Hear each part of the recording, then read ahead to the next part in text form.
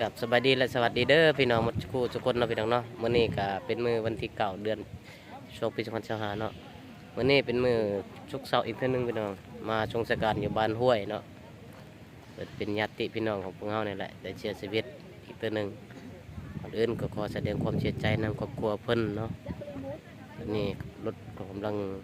รถแก้ศพกำลังมาฮอดเด้อพี่น้องไปมาเบิ่งนํกันพี่น้อง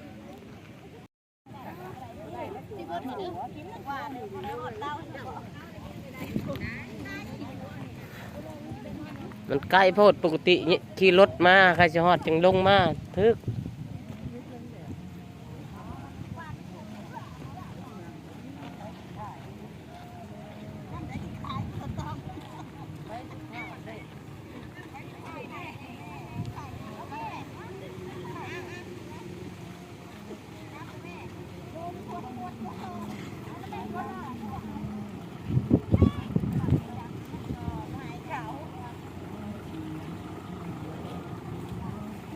ตอนนี้ก็ขอให้เพื่อนขึ้นสวรรค์ชั้นฟ้าเด้อเนาะพบที่ภูมิที่ดีเนาะเป็นเทวดาฟ้าแทนเด้อพระเฒ่าเด้อ